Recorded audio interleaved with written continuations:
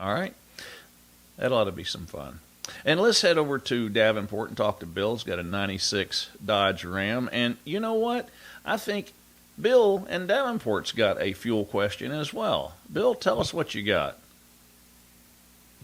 Yeah, I'd like to know if I can put ethanol gas in my vehicle without damaging the fuel pump. Okay. And what The vehicle fuel is pump's it? inside the tank. Okay.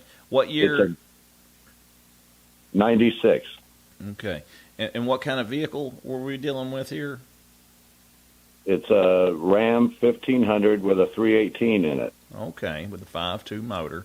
Bill, let me tell you how this one is, and I'm going to have to say that I don't think you'll have any issues using, unless you let it set for a long period of time, and that applies to any vehicle.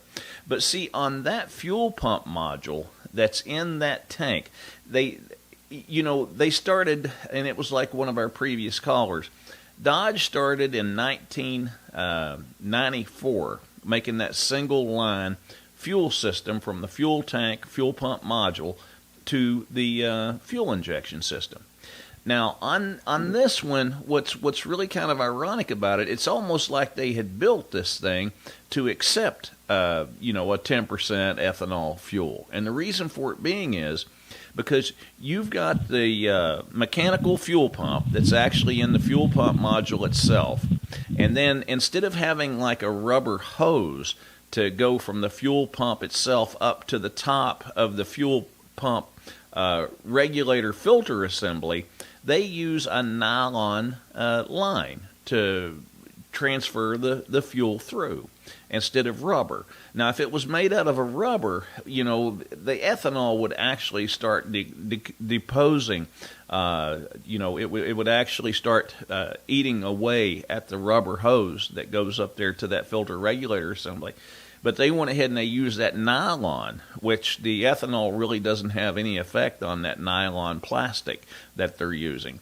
And everything from the tank all the way up to the injector rail itself is a nylon line that actually supplies the fuel all the way to the front of the vehicle and to the injectors.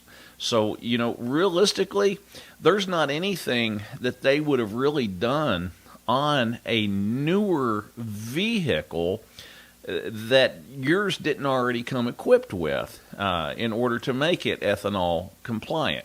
The only thing that I couldn't tell you is if and I don't think it's an issue because of the way that they seal, is the injector seals itself. Even if they weren't ethanol compliant seals, the way that they're compressed in there, I don't think that it would really have any effect on them or would cause them to leak long term because they're actually compressed into where they actually seal. So I don't think that would be an issue. If it was me, I would run it and I wouldn't give it a second thought just because of the way that system was built. I don't think you should really have to worry about it.